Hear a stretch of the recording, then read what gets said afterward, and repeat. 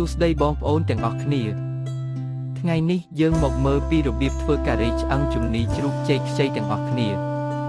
គ្រឿងផ្សំឆ្អឹងជំនីជ្រូកទឹកខ្ទិះដូង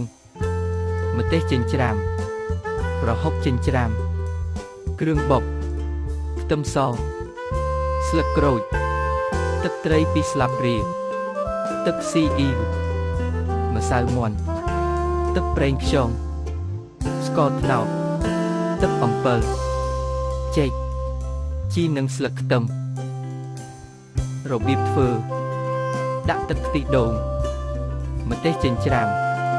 ប្រហុកចិញ្ច្រាំ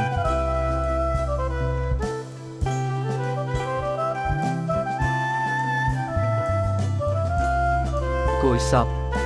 គ្រឿងដែលយើងបានបុកខ្ទឹមសច្របល់ចូលគ្នាឲ្យសព្វរួចដាក់ឆ្អឹងជំនីជ្រូក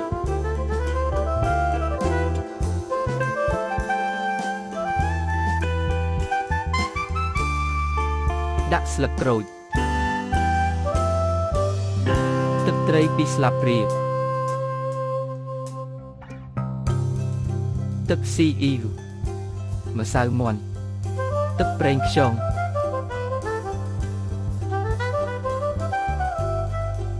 ស្ករត្នោត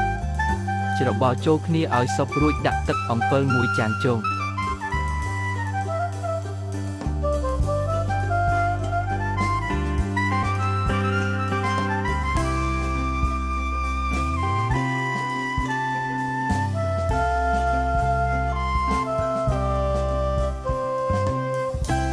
ទុកឲ្យពុះរួចបន្ថែមទឹកដាក់អំបិលបន្តិច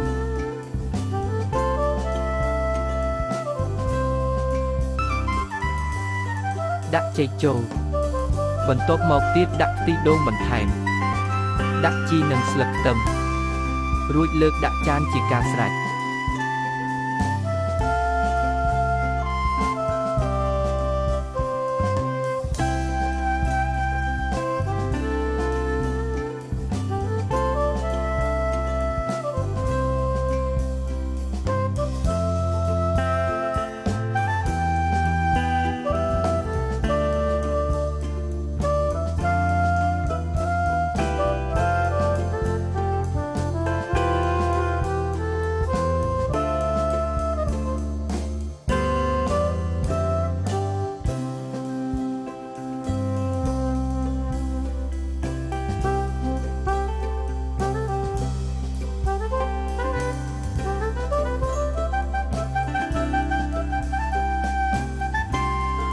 អរគុណសម្រាប់ការទស្សនាវីដេអូ